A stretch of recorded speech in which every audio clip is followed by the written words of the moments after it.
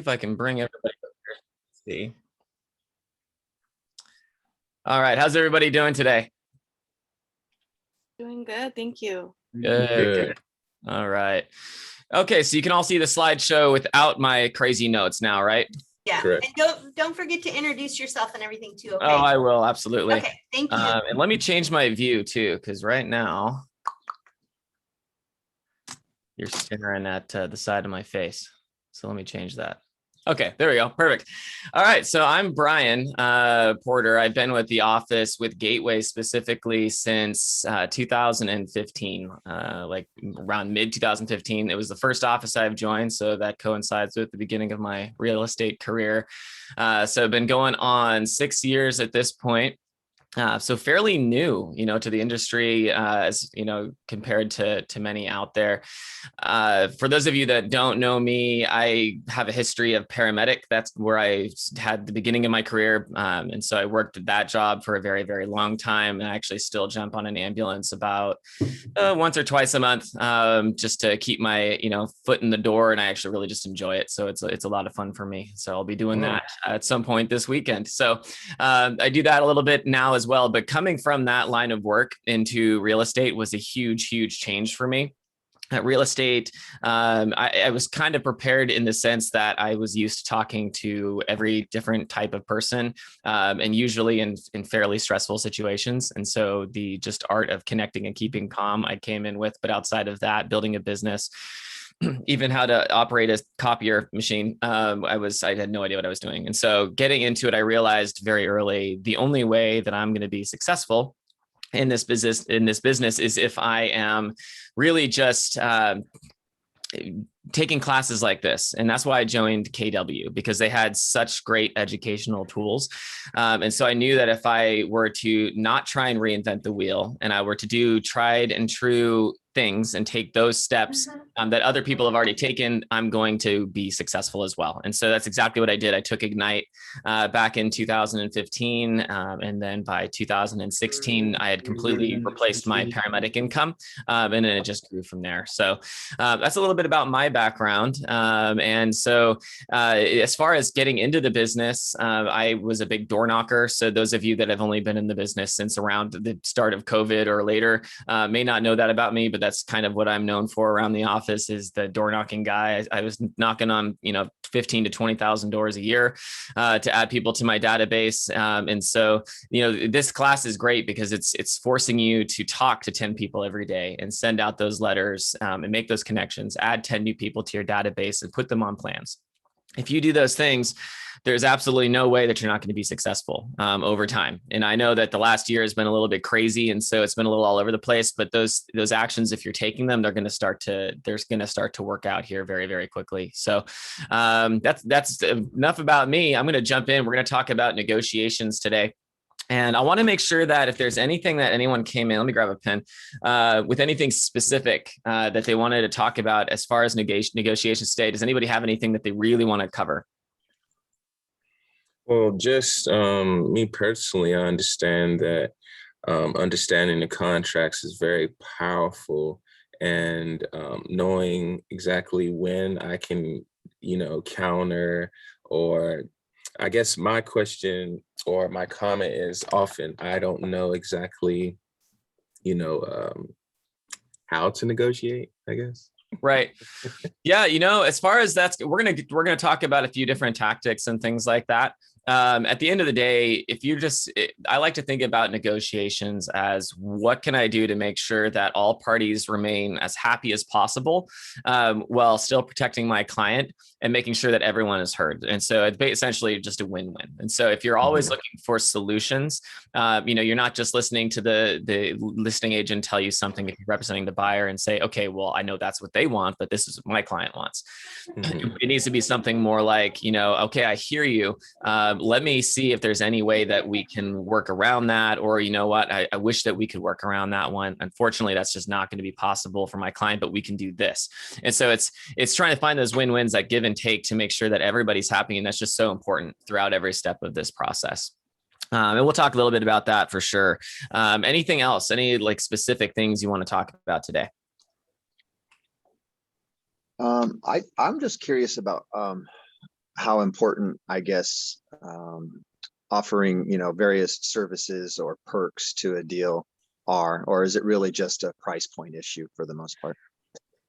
Perks. So when you say perks, are you talking about like terms versus pricing, or? Yes, that's correct. Yes. Okay. Yeah, absolutely. So terms are huge. And in this market, terms are tough. I'm not sure, how many of you are out there really actively writing a lot of offers for buyers right now, but it is, yeah, it's, as it's very, very tough because, you have to explain. Essentially, it's like you're talking out of two sides of your mouth with your clients, to be honest, because you have to give them, what you think is the best decision as far as what's the safest decision. As a broker, that's our job, or as agents, that's our job. But you also have to share with them the reality of the situation. So it's a lot of conversations I'm having right now, just because if I know there's 100% the house is going to get 10 offers minimum, and, the top offers are all going to be non-contingent.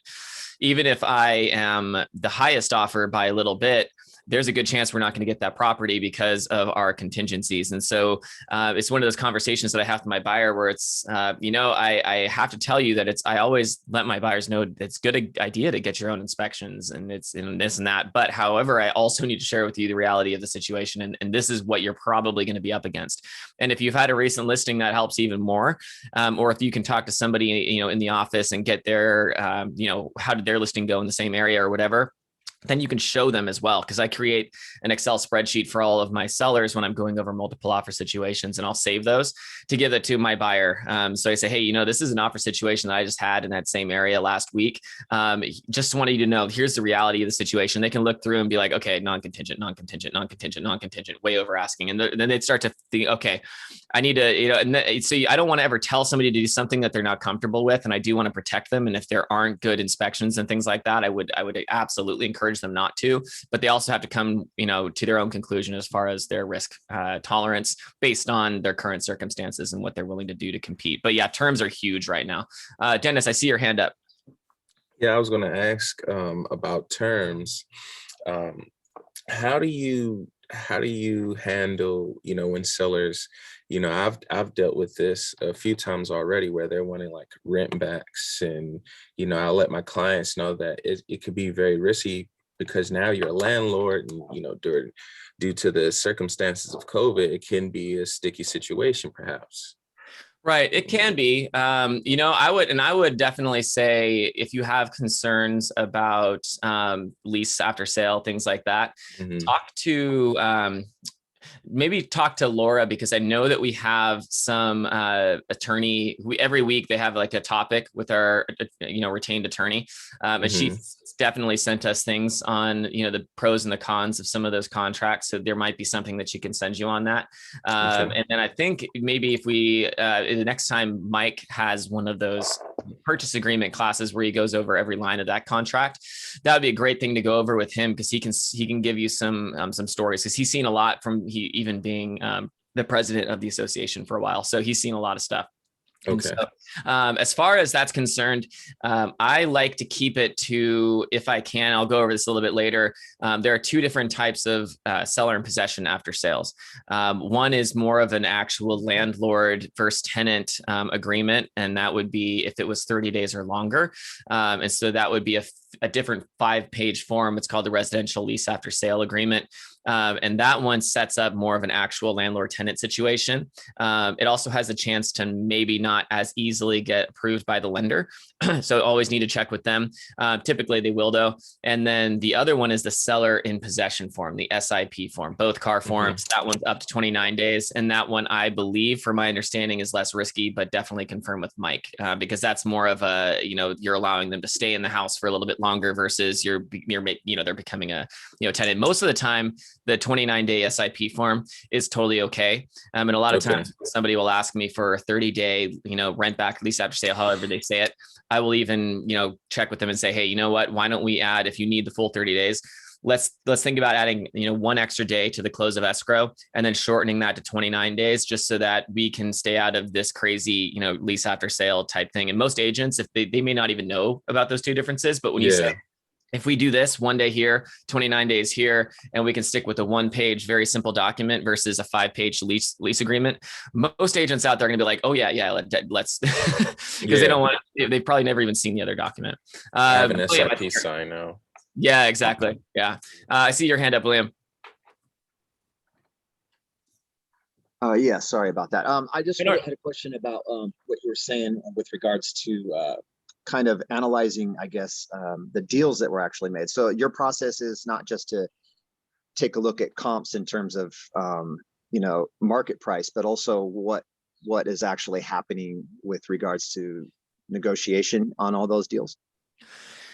Yeah, exactly. So if I'm looking at comparable properties, that's a huge piece of the puzzle, obviously. And then when I'm doing that, for the pending properties, I'm not sure if this is what you're going for, but for the pending properties, active contingents, things like that, I'll call those agents and just see what they're willing to share. Some of them will just flat out tell you, some of them, because you're technically not supposed to be sharing, pending prices and things like that. Some of them will just give it to you. Some of them will give you a range. Typically, I'll give some kind of a range to let people know what's going on.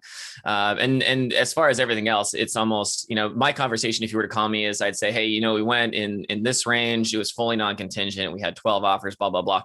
And so that really, really helps me to understand what things are at, currently, versus just the solds, where we're in a market right now where I don't know if it's cooling or not. It seems like in some areas, I feel like it cooled a little bit. And so just having the current activity really, really helps. And so I want to talk to everybody, even if it just closed. I'd like to know what it was like for them, if it was very close to my house as far as specs are concerned. But just for instance, yesterday, I called an agent because I'm going to be writing an offer on another property. They just went pending. And I was thinking, okay, based on the comps, they're probably way over and, non-contingent and all of that. And in reality, they only had a couple of offers and they actually sold just at asking. And so to me, I was like, okay, wow, that's a very different market than I just sold in 2 weeks ago for my seller. I don't know if there was a shift or what's going on, but I need to be a little bit more conservative. And so that all of those little pieces work together when I'm trying to formulate what their offer, what I'm going to, ask them as far or encourage them to write. But Julia.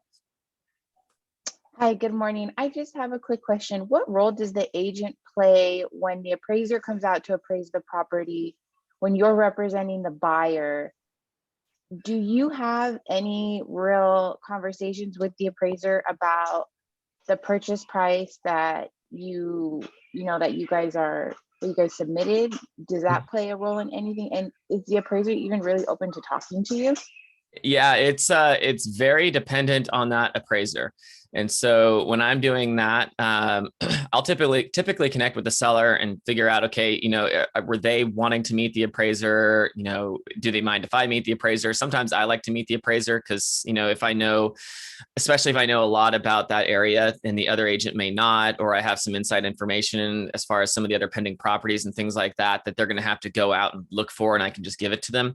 I like to meet the appraisers, but sometimes the listing agent, they just really want to do that. And I'm not opposed to it really, but it just kind of depends on the appraiser. So if I get in, I'll come prepared. I'll come with a few of the comps that I thought were, the ones that we were looking at, and I'll just basically tread lightly when they come in. I'll just say, hey, I brought the comps, for just what we were looking at when we were making this offer, and I have some information as far as what some of the other offers looked like and some of the nearby properties. I'd love to go over any of that for you if you have any questions. Otherwise, just let me know because I don't want to overstep or anything like that. And so because you're going to have those old school appraisers that just don't even want you there. Or, they might just say, hey, I'm totally fine. I've seen the comps, and if they shut you down, don't fight with the appraiser. That's not going to help you at all. I'll let them do their thing. But a lot of times they'll say, hey, actually, no problem at all. They might be newer or, they're just super, super friendly and they're interested, or, it might be a borderline property that they weren't really sure about anyways. And so my information might help them. And so a lot of times they are willing to talk. It's kind of a 50-50. I would say more like 75% of them, as far as the ones I've talked to, are okay with talking. But all right. And I apologize. I'm going to be drinking a lot of water today. I just got back from Mexico and I'm dealing with a little bit of a sinus infection from ocean water. So I'll be losing my voice a little bit, but I'm going to jump right in here. Let me know if you have any questions. I've got you guys up at the top, so I should be able to see your hands go up if you have any questions about anything. So we're going to be talking about negotiations today, clearly. And so here we go. All right. Basically, we're going to talk about negotiating the contracts and kind of every step of the process. It's not just negotiating the contract. It's negotiating with your client to get them to write the contract. It's negotiating that contract with the other agent. It's negotiating throughout the process, requests for repairs and things like that. So we'll cover some of that stuff today as well. So the two main areas of negotiation, there's going to be the offer phase. The goal of negotiation is to get into contract. And then there's the option period, which is basically the contingency period, the time that you have to negotiate based on what you found in investigations, what you found, as far as the appraisal, if it came back, low or anything like that. And loan stuff, not really too much to negotiate there. The loan's going to work or it's not. Or you could get into a position where maybe the debt to income was thrown off just slightly into where it is almost a negotiation. But mainly appraisal and the investigations. So it's asking to consider how can your ability to negotiate affect the outcome of the deal. It's hugely important. Most agents really just, not most agents, but a lot of the agents that I work with don't really know how to negotiate. It's kind of not something that they do very often. It's not something that they practice. And so they'll give out way too much information. Or they'll just, they'll talk way too much. They'll get heated. You can kind of figure out where the sticking points are. Or they'll just flat out tell you things that they shouldn't tell you. So I had somebody I was mentoring at one point, and they were in a negotiation, and I actually grabbed the phone out of her hands at the time and just muted it for a second because she was about to lose $100,000 for a client. And so we were able to kind of fix that very, very quickly. However, it is very, very possible to win or lose a lot of this stuff. So negotiating is important, but I think the main thing is don't be scared of it. Just be confident and ask questions. Keep the other side talking. The more they're talking, the less you're talking, the better, because they're going to probably say things that they shouldn't say. So, what are some ways that you negotiate in everyday life? I mean, everything I see is a negotiation, honestly. I mean, if you pull up to a stop sign at the same time as somebody else and you both have the right of way, you're in a negotiation. You're trying to get a kid to do something that they absolutely don't want to do and you want them to do, and you have to convince them that they want to do it in order for them to make that decision. I feel like that's like every client I've ever worked with. It's just me trying to give them the options while, convincing them that the right option is what they want to do. And it came from them and it was almost their idea. And that's, a lot of negotiating. As far as skills that negotiators possess, again, it's patience. I think it's the ability to ask good questions and the ability to stay quiet, even if it's a little bit awkward. Sometimes there's just a lot of silence, and whoever speaks first loses. And so you got to be comfortable with that at some level. And then it's asking, why is asking important, asking questions important? There's a lot of black and white if there's no communication. So finding out where the actual sticking points are, finding out what's behind objections and things like that is hugely, hugely important in negotiating a deal. So the two common points, price and terms. We kind of talked about that a bit earlier. So terms, you've got closing costs. So closing costs is one of the points of negotiation in the contract. In this market, we're not seeing a lot of variance in closing costs. So if you were in more of a buyer's market, you might see, buyers asking the seller to do more than they normally would in this market. Right now, you're seeing mainly on almost every contract, not every contract, but most of them, a very standard breakdown of costs. And within that standard breakdown of costs, you're going to have the buyer paying for a lot of lending side stuff, and you're going to have the seller paying for more title, escrow, things like that. For me, when I have a lot of clients ask me what their closing costs are going to be, I can't tell them that. But typically what I do see is somewhere around 0.7 to like 1.2% on either side. And so that kind of helps my buyer. I'll let them know, factor, about 1% or 1.2% on top of your down payment. That typically helps them to at least be somewhat prepared. And then they can go to escrow and title to talk a little bit more about that and get a better idea as well. Go ahead, William. Yeah, on that point, do you don't offer them a peek at the net sheet from the title company, and if you do, how often do you update that and I guess keep them informed with? Right. Yeah, I will have I can get a net sheet for them if they want to have like a really, really solid idea once they're writing an offer. I typically don't have a lot of my buyers request a net sheet along with writing the offer. They just kind of figure that it's going to be somewhere around 1%, 1.2%. So if they're putting down 20%, they're factoring, okay, it's going to be around 21% of whatever I offer. But I will, sometimes they will ask for it, and the title company can send that right over, or give them at least some kind of an idea of what it would look like.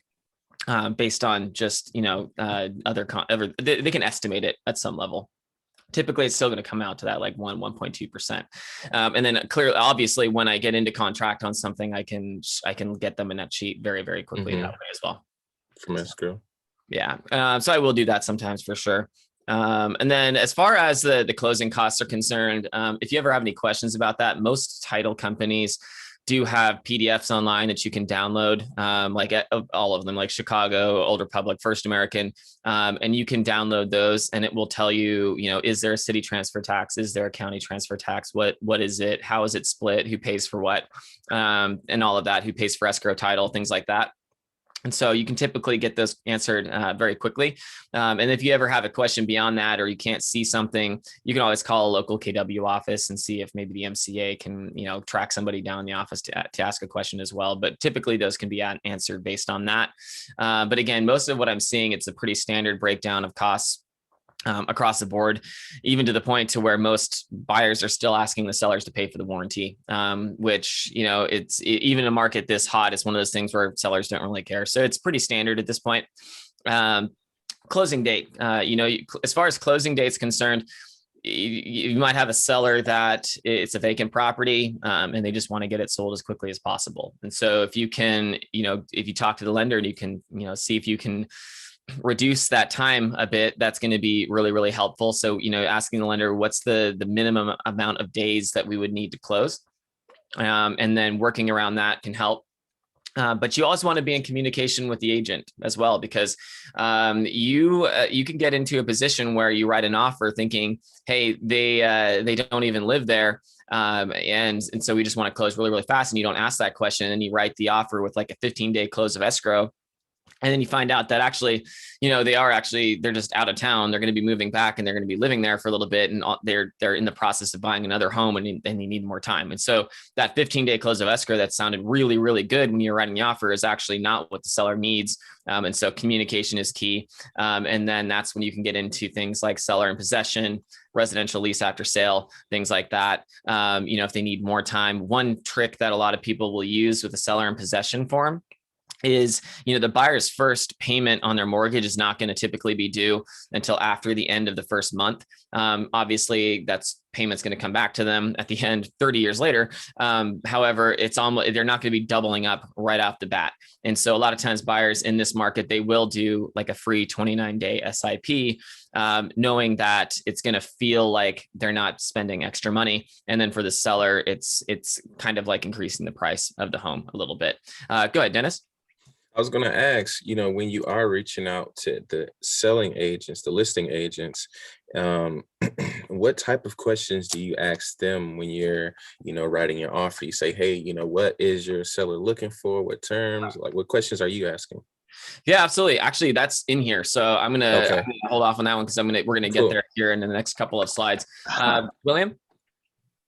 Yeah, I had a similar question. I was going to ask if you had some sort of checklist of kind of, questions that you asked the seller or seller's agent before you had your buyer make an offer. Perfect. Yeah, absolutely. And I'll go over that. Sorry, go ahead.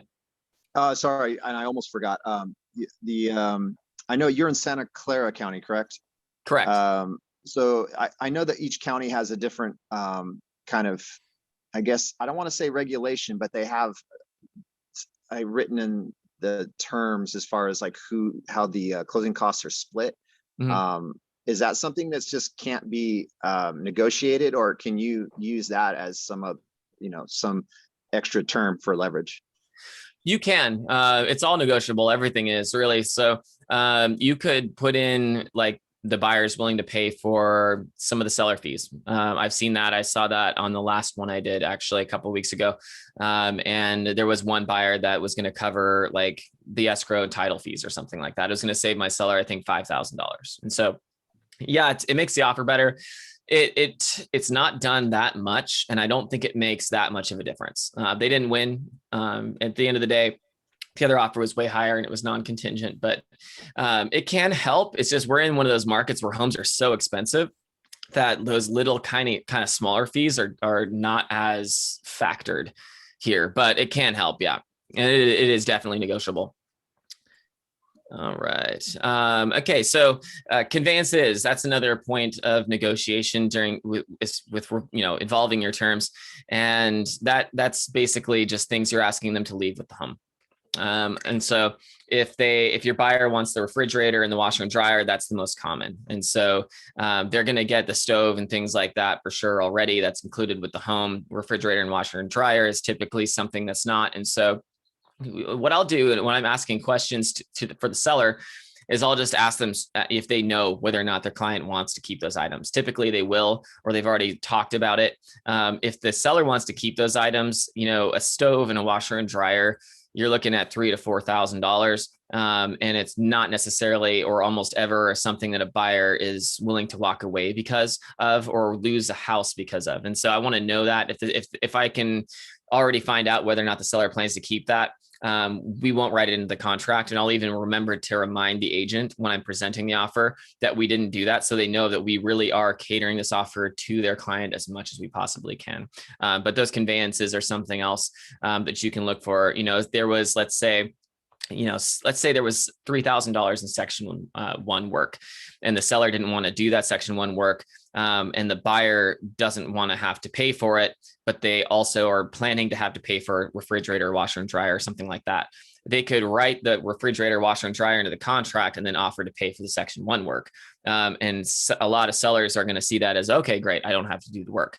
And I'll just leave that stuff because I have to move anyway. And so little things like that is trying to figure out, how can we make this work? Conveyances, although very small, sometimes can make a difference, but not quite as much in this market. If you're spending $4,000 on appliances for, a house that's $200,000 somewhere in the Midwest, it's going to be a bigger deal and a bigger portion of what they're spending than, if they're buying a $1.4 million house in San Jose. EMD, there's the 3% deposit. That's a term that's technically negotiable as well. But if you in this market put down less than 3% as the deposit, the the seller's agent's going to have a red flag up wondering why. Is it just a cash poor situation that's going to make them nervous? Are they just unsure about the home? Does the agent just not understand what they're doing or know this market or whatever? They're going to have a slew of questions that you're going to have to explain if your buyer does that. And so just make sure that your buyer is very, very sure about the home. If they are, and they have the 3% deposit and they're comfortable with their contingencies, then, they should be okay. But typically it is 3% right now in this area. It's always a good idea, depending on the area that you're working, to call an agent out there and find out what the customary deposit is, because you will have areas even near here that might only be like a 1% deposit. And so why risk all 3% deposit when you could just risk the 1? And so if you're unsure, then you can ask them. Santa Clara County and most areas just right around here, it's going to be 3% typically. And then the other is repairs. And so if you're going to ask for, repairs with the contract or anything like that, that's going to weaken your offer. That's a term as well. And so just kind of keep that in mind, but that is another point of negotiation when you're submitting the offer. Right now, we're not seeing a lot of buyers ask for repairs just because no one is. And so they're just not getting the property. If they do ask for the repairs, they're probably not going to get it. And that's just kind of the way it is. It's sad, but that's where we're at right now. Now, I have a question there. Yeah. Now, do you would you not even ask for a credit for the repairs? Right. Or is that the same for asking for repairs? No, and I'm not saying it's a bad idea to ask for repairs. I'm not seeing it a lot. When you get 10, 15 offers, you might have 1 or 2 of them ask for repairs, but they're typically not the best offer in any way, shape, or form. And so, but yeah, you could. I mean, especially if there's nothing, I've had some deals recently that they hadn't been selling or they were overpriced originally. And we have asked for repairs along with the offer. So you can definitely do that. You could just do it right on the offer. In other terms, you could just put seller to complete items like, let's say 2A, 2B, 2C, whatever, or complete all section 1 items from to my report dated, whatever. You can put that into the offer as well. One thing to remember though, is right now, most people are doing pre-inspections. And so, and the reason they're doing that is because they're hoping to A, not have to renegotiate later, and B, probably get a non-contingent offer. And so that's what they're looking to do. And so if they're asking you to sign off on those disclosures, just make sure your buyer knows that they really need to read through and understand them. And they need to be comfortable with their offer with those things in mind. If there's something that they absolutely can't stomach, they're going to have to ask for it within the offer. And at the end of the day, they may not get it, but at least you know that they're comfortable. But basically what they're doing when they sign that is they're saying, we've read this and we're writing our offer as is, or asking you to fix this, but it's an as is offer. And so you're not going to be really able to go back and in good faith renegotiate that at that point based on anything that they've already signed off on. And so, you can't go into a house that's got, a room that was burned down, view it, write an offer, and then a week later say, oh, we didn't realize this room was burned down. We want a discount now. Clearly they knew that. And so they can agree, negotiate on other items and things like that, but just make sure they're comfortable with what they're signing off on. A lot of people I'm seeing are signing disclosure cover pages, and then they're coming back a few days later and realizing that the roof is bad. And now they're upset. It's like, okay, well, you signed off saying that you knew about the roof already. So we're not negotiating on the roof. And so, just make sure that they understand what they're doing when they read through that stuff. We'll talk a little bit about some negotiation tips. This would be in the book as well. Be professional. That's so important. People want to work with who they know, like, and trust. Your clients will work with who they know, like, and trust, and agents will work with who they know, like, and trust. Communication is huge. When I have a buyer go through a property and I know that they're at least interested, I'm calling that agent that day to let them know how it went, how much my buyer liked the property, establishing rapport, how's everything going so far, blah, blah, blah, so I'm building a relationship with that agent. I'm not asking any serious questions yet, but I'm just kind of letting them know. Once I know that my buyer is probably going to write an offer, I'm back on the phone to say, hey, I think they're probably going to write. We're going over disclosures now, and I'll ask a few questions. And we'll go over some of those in a little bit too. But I'm basically staying in communication the entire time because, typically with my transactions, the agents that have been in communication from the beginning, I know them now. I feel more comfortable with them. They didn't just pop up out of nowhere and send an offer the day of, and I have no idea how serious they are. I don't know anything about anything.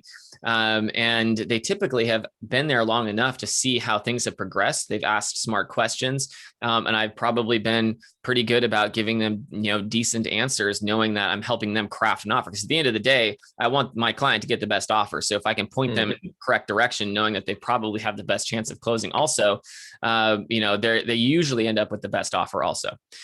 It always kind of scares me when I've got 2 or 3 agents that I've got a great relationship with, and then all of a sudden I get a last minute offer that was, or sent in late, that looks like it's the best on paper. And I haven't even talked to the agent, and now I'm presenting my client. I'm like, and then we got this offer 10 minutes ago. It's just like, it's not a good feeling. And so, and your clients can get that, they can feel that as well. Control what you say would be the next tips. Just stay calm, remain confident. It's just, you want to make sure that, you're showing your client in their best light, not really, you don't want to, assume that they're not going to get a property, and start to talk to them from a place of defeat. You want to be confident. And really you just really do want to stay calm. Agents have a tendency to snap very, very quickly. And it's actually interesting. I mean, I had an agent just a few weeks ago. She tried to cancel, or she tried to book 3 of my appointments on a property that was getting shown nonstop. She tried to book 3 of them right before the offer due date was up so that she could do a foundation inspection, for her buyer. She was going to have somebody inspect the house without my clients even approving it. And I kind of caught on to that. And when I, nicely told her no, she called me an unethical agent. So that's kind of a really, really good example of somebody that has absolutely no idea how to stay calm, because she was so wanting to get that deal done. It was a family member. She really, really wanted it. they were uncomfortable buying any house for some reason without a foundation inspection, even though it's not something we typically do on every house. And so when I said no to that, and she realized, shoot, they may not write a non-contingent offer now, and I might have a chance of losing this, even though I thought they were going to for sure get it, she snapped.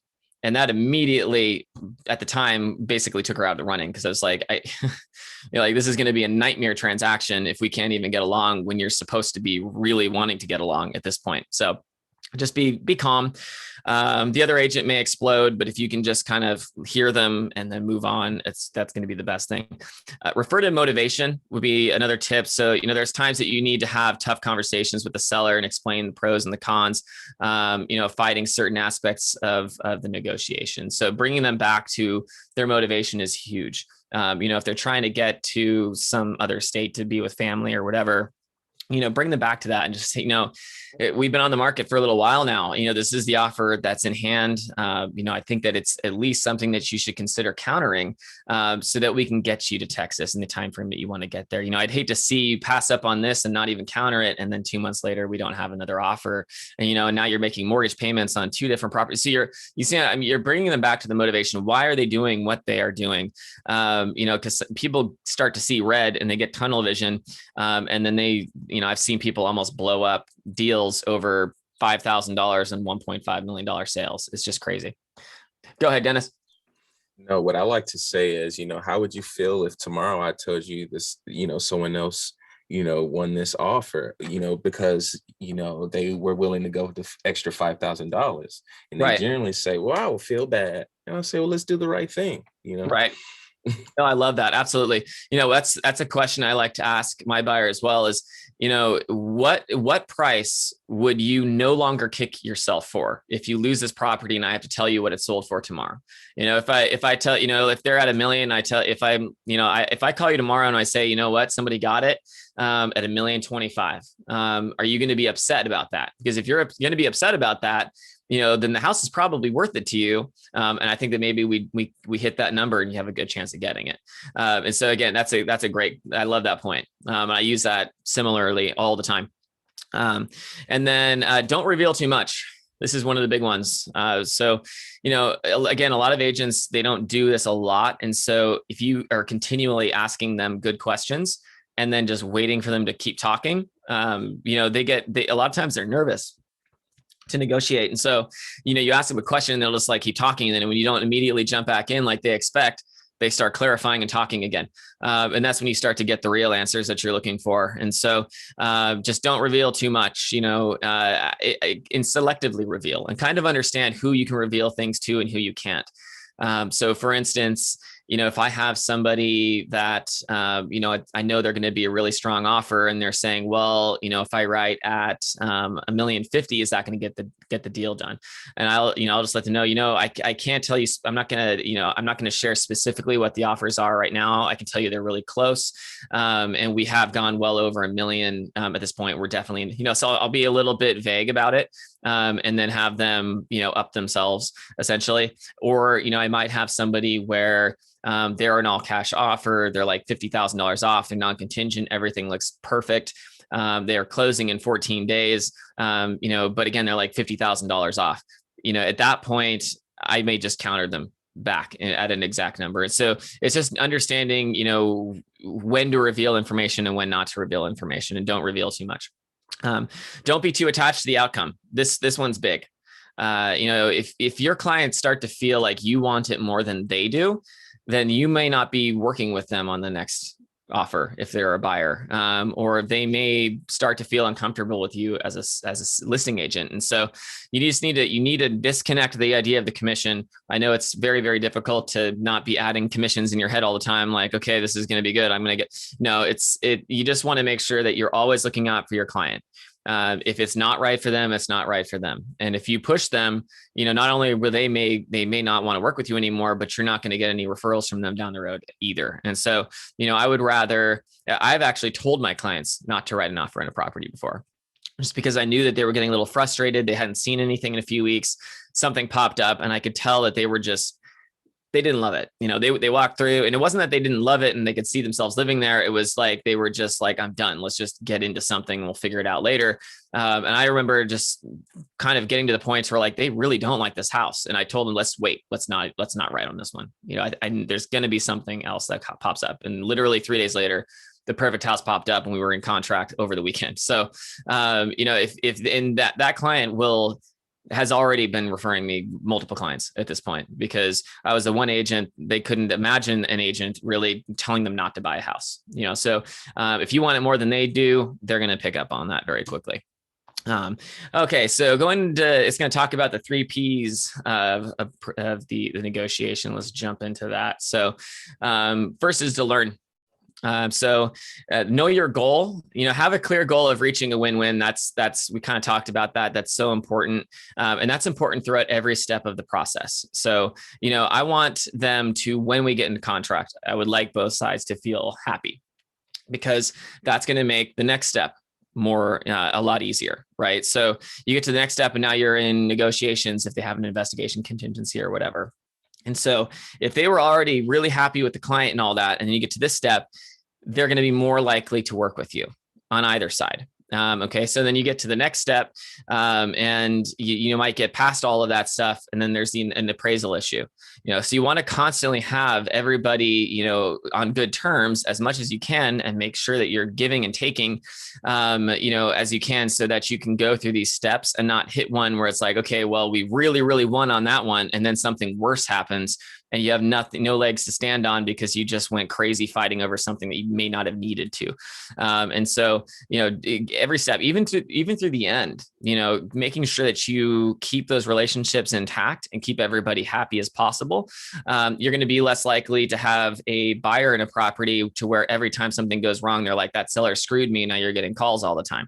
And so, every step of the process, having a win-win is incredibly important. And then make sure that you fully understand your client's goals. So know your client, learn the areas that they're willing to negotiate and where they're going to have to stand firm. So based on, their comfortability factor, what their risk tolerance and all of that, and based on what they can actually afford to do. So if they don't have the extra money to cover an issue with the appraisal, then that's not something that they're going to really be able to budge on. And so find out, okay, well, what can you budge on? And talk to them about that ahead of time and prepare them with a few different scenarios, so that you can negotiate on their behalf. Because I'm not going to, if I'm talking to the other agent and I'm trying to figure out what's the most important to their seller as far as terms and all of that stuff, I'm going to always be looking for, okay, where is my client able to budge? And where is that going to help in the seller situation? Where do these things add up? And then I'm going to focus our negotiation on those things. So then again, I can say, the appraisal, I know that that's a tough one, and and I will even reassure them, looking at the comps, I have absolutely no concerns. Appraisals have not, we've been having great luck with appraisals. Everything's just been moving up. Appraisals have been easy. I really have no concerns, but at the end of the day, I have to make sure that I protect them. They're first-time home buyers, blah, blah, blah. And so that's not something that they're able to budge on, but let's look at this, because I know that this is important to the seller. We can work with you. And so like wherever you're basically let them know, okay, I hear you. I understand that that's a concern, but here's what we can do. And so if you know your client really well, you're going to be able to do that on their behalf. And then think ahead. So I already kind of mentioned this, but prepare your client for possible outcomes so that they're not surprised. And so, if they understand what all of the different possible outcomes can be, then instead of you just presenting them with a document and having them all of a sudden mad about it because they just saw it, they might, a lot of times people will see something when they're not expecting it and just want to reject it outright. If I'm able to let them know, hey, so just so you know, as a buyer's agent or whatever, when I'm talking to my side, I will refer to myself as somebody that works for the other side as well, for other buyers or sellers or whoever, and just let them know if I was going back to them, this is probably what I would encourage them to do. And so just be prepared that that's something that they might say. And so they might be mad about it in the moment, but once they have time to sleep on it, think about it, then they get it and it's not out of the blue. And they may have already decided to make a better decision. And so just preparing them for those things and making sure that you are setting expectations where you're, under promising and over delivering. Under promise and over deliver is one of my like staples in this business. It's always the way to go, always. So yeah, let's move on from that. So open-ended questions, again, super important. Keeping the other side talking. Like I said, the more they're talking, the more information you're going to get. The less you talk, the more likely you are to say something you shouldn't. So it's saying, what additional information should I know? What's important about closing in 30 days? How do you feel about that? How do you feel about that? Things like that. That's just going deeper and trying to figure out what the root of, these things are. Is there a way around it? I'll ask, what are the sellers? So here's some questions I ask. I'll ask, what's the seller's expectations? Where do they think this thing is going? Because in this market, a lot of people are pricing for $1 million, but they know that they're getting way more. So do they have any idea of what offer they're looking for? And some agents will straight up tell you, like, we're expecting it to go for 1.15. I'm like, okay, great. Now I know. So some of them will just kind of let you know. But it does give you some kind of a good idea. And obviously you're going to want to continue speaking with them, but I will refer back to that conversation later, the day before the offer due date, and just say, hey, when we were talking before, I know the seller was kind of thinking it was probably going to be in the 115 range. Does that look like it's probably going to be the case? Do you have any offers in that range yet? And so I'm constantly trying to kind of pick at that and figure out if I can find out, where do we need to be in the ballpark to at least get a counter. Go ahead, Dennis.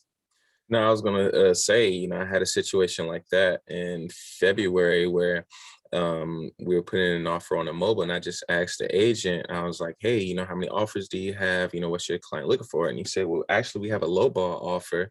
And I was like, what's a lowball offer? And he told me the price. And I said, so what are you guys looking for? And he told me the amount they were looking for. And I made the offer at that amount, and we won. Wow. Yeah. Yeah. So, and agents do that all the time. I've had that before where, that's probably them speaking too much because, they had an offer. So what they had was a multiple offer situation. And I would be going with the multiple offer situation over that, so, and somebody probably will ask, was it full ask or something like that?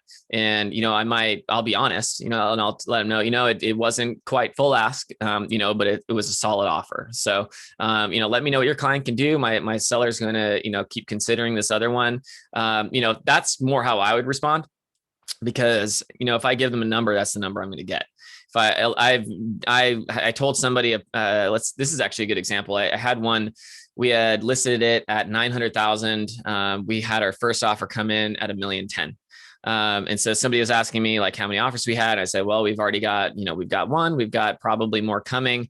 I will tell you that we already have one that's gone, over $100,000 over the asking price. We're well into it now. So instead of telling them 110, I said that we were now, a decent amount over $1 million, which, 10% over is a decent amount over $1 million. They came back at 1.1.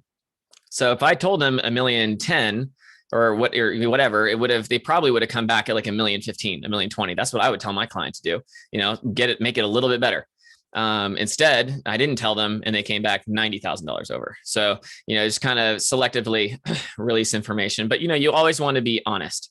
But that doesn't mean you always have to let everything out of the bag all the time. And then, so I'll ask, how many disclosure packages have been downloaded? I want to know that too. Because if I know that they've had like 30 downloads, good chance they're getting like 10 or 15 offers. So I do want to know that. I'll ask if they have any offers in hand. That's a good question to ask. And then I'll even ask, I'll ask if anyone's informed them that they're going to write if they don't have an offer. I'll ask if they were to get an offer, today before the offer due date, and it was really, really strong. Is that something they're considering, or are they definitely waiting for the offer due date? I want to know that because I don't want to be in a position where my client thinks they have until Wednesday and then they tell me that it went pending on Monday. That's never a good look. And so at that point, I'll just let them know, if anything changes, I know you're going to wait till Wednesday, but if something does come in and it's crazy, if you could just keep me in the loop, because, we could act very, very quickly if we needed to. Otherwise, I'll plan on, touching base with you Tuesday or Wednesday morning. So I'll go over that just to make sure that we're all on the same page there. And that's a lot. That's most of what I ask. When I get into the day of, I will start asking more specific questions, so, the day of, if the offers are due at 5 p.m., 10, 11 o'clock, noon, I'll give them a call back and just say, hey, how many, how's it going? How many offers do you have so far? Have we hit this number yet? So might be when I'm coming back and saying, hey, we talked before. I know the seller was thinking was probably going to go in the, around 1.15. Do you have offers at that point yet? And typically they'll say, if they don't have a good answer for that, then they don't. If they say yes, then they probably have something right around that. Or they might say, oh, actually, we've actually exceeded that. And so, and then I'll ask until I get shut down, so, okay, gosh, okay. Are we at like 1,175,000? And so I'll kind of play with it and see if I can get them to, give me some more information, but that's what I'm doing there.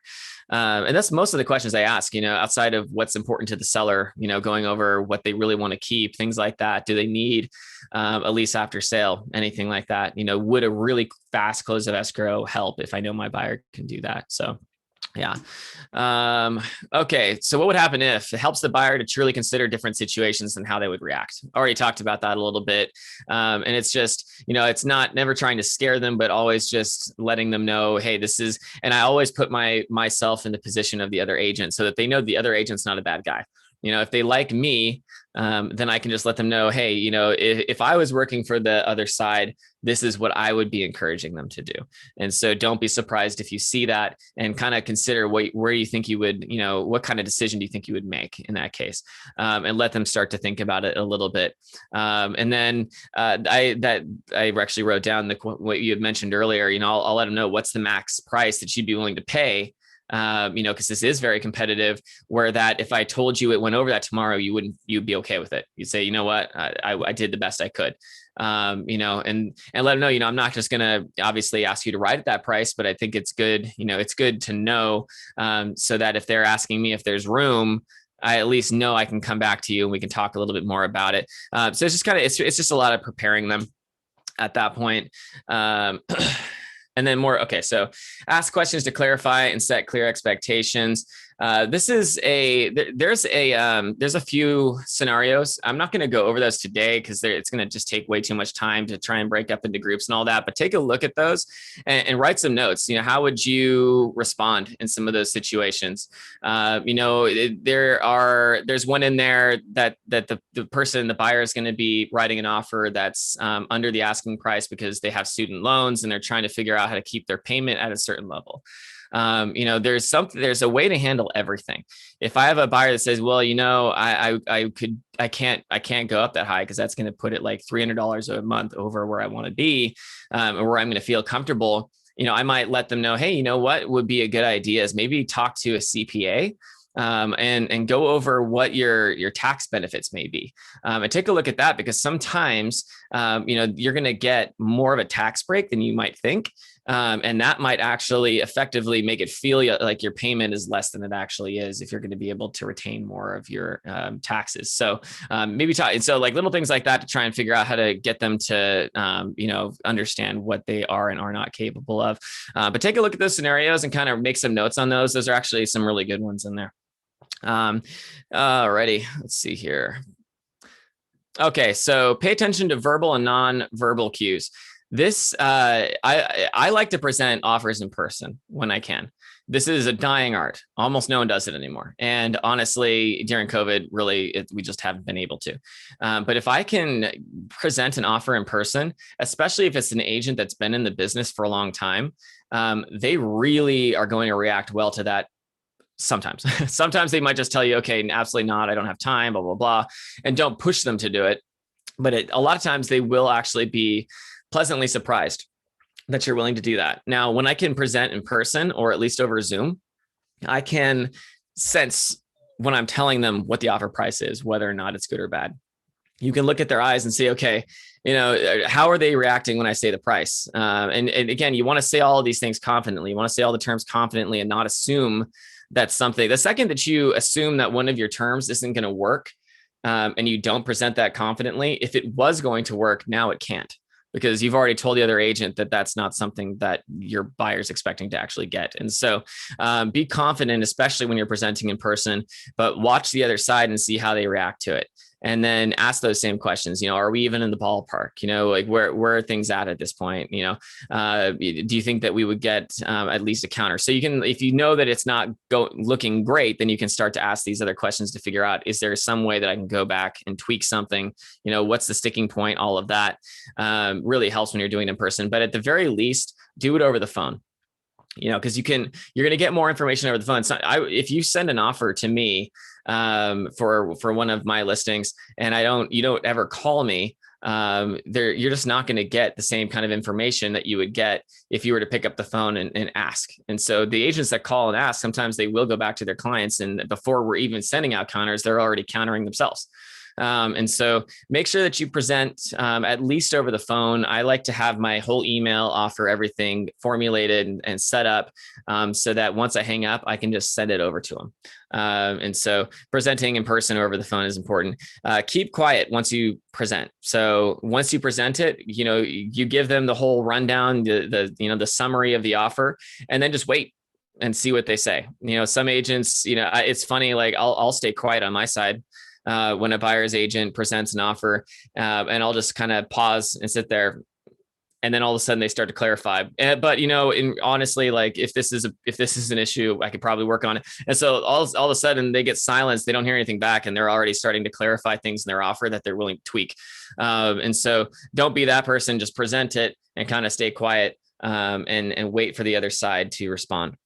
And then listen carefully to what is important to the other party. So you just be sure that they understand that your clients are considering those needs and want to be as supportive of those needs as possible. And so, again, it's just making sure that you sometimes paraphrase back and just say, hey, I hear what you're saying. I know they're looking for this and this.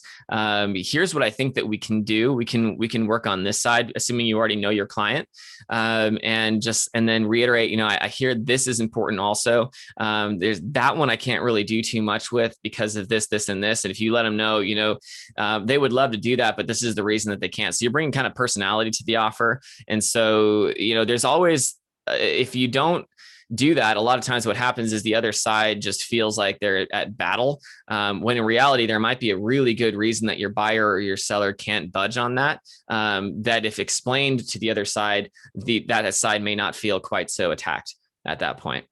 And then stay calm. We already talked about this, and relax. It never pays to be the party that loses their cool. So again, if they think it's going to be a bumpy ride based on how they're talking to you, before you get the offer accepted, they're really not going to want to work with you once it gets accepted. And then focus on the customer's needs. So, again, just kind of considering what the other side needs, and then just trying to match those to what your buyer can do or what your seller can do. And then we already talked about giving your offer the best chance. So just present with confidence. We've already talked about that. Never assume that your offer is too low or your terms are not good enough. You never know. And markets can change on a dime. Like, honestly, I've had it to where homes were selling for $200,000 over the asking price to literally the next week, those homes were no longer getting offers. So things change quickly. And so you want to make sure that you're not just assuming that your buyer's not going to get the property. And then learn. So ask what and how questions instead of, it keeps them talking. So what's important about closing in 30 days? And again, my goal is to let the buyer know why this is important to you. And so again, it's letting them know, hey, it's nothing personal. This is actually the reasoning behind it. And that really helps the other side to understand. And then acknowledge and confirm the common ground. So, if you can isolate the major concerns that the other side that has, and you can fit within a fit within a flexible area for your buyer, then you can have a real discussion with the other agent about the solutions you have already talked about with your buyer and already cleared with them. But just don't give them everything at once. And so if the other side, that they are worried about the appraisal contingency and also want you to be $25,000 higher, I'm going to start with whichever one my buyer would like me to. So if the buyer is saying, we'd rather pay more than have to worry about the appraisal because we'd rather add to the loan than have to come out of pocket, we can't do that. Then I might let them know, hey, if I can get my buyer up to that price. If I already know that my buyer's willing to go there, I don't know if I can do anything about the appraisal contingency, but if I can get my buyer up to that price, is that something that you think is workable? Now, if I know that my buyer is willing to do both of those things, I'll still start with one of those. But I won't give them both, because the thing is the other side, they want to get the deal done too. They want to get paid. And so a lot of times, if you give them kind of piece by piece things that your buyer's willing to budge on, wait for them to stop you. Because at some point they're going to say, okay, you just said what I know is going to get the deal done. And if you can get that done just by waiving the appraisal contingency and saving your client $25,000, or they can pay $25,000 and keep their appraisal contingency, or retain $25,000 while keeping their appraisal contingency. You don't want to give them both of those things at the same time. So kind of one by one. And then ask what and why questions to find out why things are important to the other side, so that you can explain this to your client, which we've already talked about. And then know when to walk away. And so, when you get to the point to where you've kind of let them know what your buyer can do, sometimes it's just fine to say, hey, I really appreciate your time. I wish we could come together on this. I don't think that it's going to work. But make sure that you're still keeping the relationship strong. This is not the time to get upset and be like, well, maybe next time. No, I really appreciate your time. Thank you so much for all the information you've been able to give me. It looks like this one's probably not going to work out. I was having that conversation literally 2 weeks ago when they caved. So actually, I think they waited like 3 minutes and texted me back that we had a deal. So, know when to walk away, but be really, really nice about it, I guess would be my, that's all I got to say about that one. This one, again, this is another scenario. I think we'll go ahead and skip that one because we don't have a lot of time. Counter tactics. Yeah, go ahead and read these in the book. They're good. As far as the good guy versus bad guy stuff, I do like what they say here. Call them on their game. If it continues, then attribute what the bad guy says to the good guy. Since they're a tag team anyway, this will likely diffuse the tactic because now you have two bad guys. And so that happens a lot. I'll have, one seller that they might be ready to take an offer at $1 million. And the other seller is like, well, I'm not going to take the offers unless it's $1.25 million or whatever. I'll basically hear the bad guy. And I'll say, hey, I hear you. I totally understand where you're coming from. And I know that you want to get the most out of this property as you possibly can. And here's where I'm coming from. And then I'll be saying that to the guy that, the bad guy or bag or whoever, and then I'll look to their other counterpart, and I'll explain where I'm coming from. And so I'm kind of going between the two because the other one might be willing to work with me anyway. But when I'm making it sound like she or he is in the same boat as the other side, then that person is going to want to fix that problem. And so, they might even start reassuring me right then and there, but at least they can go back and have a conversation about it. But the big thing is just to make sure that you paraphrase them and make sure that they understand that you're hearing what they're saying, and that's going to help for sure. When it talks about ask for concession in return before agreeing to any further concessions, that's, I think, talking about the hot potato thing where they're basically saying, well, we're going to basically pass this on to you. If you're going to talk to your buyer about something, let them know, hey, if I talk to my buyer about this, they're not going to be able to do anything else, and kind of let them know, and you're ending that conversation right there. Because you will have people that will keep kind of coming back at you and for little things if you give a mouse a cookie, type of a situation. That's mainly the the information from in here. A lot of this other stuff is just scenarios and going over your contacts added and all of that stuff. So I'm just going to kind of open it up for questions. If anybody has any questions before we wrap up today.